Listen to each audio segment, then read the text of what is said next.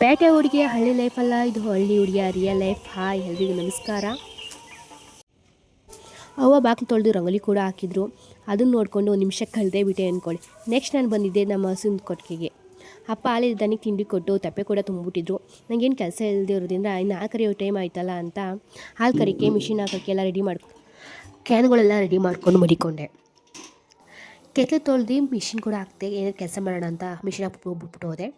Next ಪಕ್ಕಕ್ಕೆ ಹಾಕ್ಬಿಟ್ಟು first machine ಹಾಕಿದ್ರಲ್ಲಿ ಹಾಲು ಕರೆಯೋಣ ಅಂತ ಹೋದೆ. ಅಣ್ಣ ಬಂದು ನಾನು ಕರ್ಕೊತೀನಿ ಹೋಗೋ ಅಂದಿದ ತಕ್ಷಣ ಮನೆ ಕೆಲಸ ಮಾಡೋಣ ಅಂತ ಬಂದೆ. ಇವತ್ತು ಶುಕ್ರವಾರ ಇರೋದ್ರಿಂದ ಮನೆ ದೇವ್ರ ವಾರ ಕೂಡ ಇತ್ತು. ಕಸ ಎಲ್ಲ ನೀಟಾಗಿ ಗುಡಿಸಿ ಮನೆ ಕೂಡ ಒರೆಸ್ದೆ. ಮನೆಯೆಲ್ಲ ಒರೆಸಾಯಿತು. ತೋಟದ ಹತ್ರ ನಾನು ಅಣ್ಣ ಕಸ ತೊಗೊಂಡು ಹೋಗೋಣ ಅಂತ ಹೋಗೋದು. ತೋಟ ಸ್ವಲ್ಪ ದೂರ ಇರೋದ್ರಿಂದ ನಾನು ಅಣ್ಣ ಕಸ ಹಾಕ್ಬಿಟ್ಟು ಬರೋಣ ಅಂತ ಹೋದೋ. ನಾನು ಅಣ್ಣನಿಗೆ ಒಂದೊಂದೇ ಕಸನೆಲ್ಲ ಎತ್ಕೊಟ್ಟೆ. ಅಣ್ಣ ಸುರಿದಾಯಿತು. ನಾನು ಸ್ವಲ್ಪ ಮುಂದೆ ಹೋಗಿ ಗಿಡ ಮರ ಪಕ್ಷಿಗಳನ್ನು ನೋಡಿಕೊಂಡು ಟೈಮ್ ಸ್ಪೆಂಡ್ ಮಾಡಿದೆ. ತೋಟಕ್ಕೆ ನೀರು ಬಿಟ್ಬಿಟ್ಟು ವಾಪಸ್ ಬರ್ತಾವನೆ.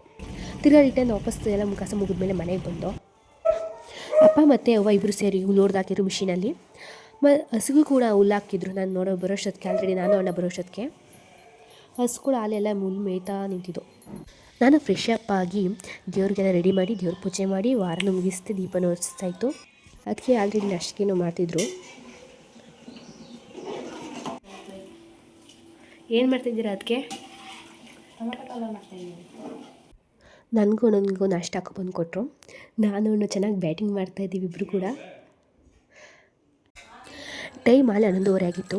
ಹಸುಗಳಿಗೆಲ್ಲ ನೀರು ಕುಡಿಸ್ಬೇಕಾಗಿರೋದ್ರಿಂದ ಎಲ್ಲಕ್ಕೂ ನೀರು ಕುಡಿಸ್ತಾ ಇದ್ದೆ. ನೀರು ಕುಡಿಸಿ ಹಸುಗಳು ಒಂದೇ ಹಸುಗಳೆಲ್ಲ ಬಿಟ್ಟು ನೀರು ಕುಡಿಸಿ ಕಟಾಕಿ ಎಲ್ಲ ಆಯಿತು. ಏನು ಕೆಲಸ ಇಲ್ಲ ಅಂತ ಅನಿಸ್ತು. ಹಾಗಾಗಿ ಟಿ ವಿ ನೋಡ್ಕೊಂಡು ನಾನು ಟೈಮ್ ಸ್ಪೆಂಡ್ ಮಾಡಿದೆ. ಈ ವಿಡಿಯೋ ಇಲ್ಲೇ ಮುಗಿಸ್ತೀನಿ. ಬಾಯ್, ಥ್ಯಾಂಕ್ ಯು.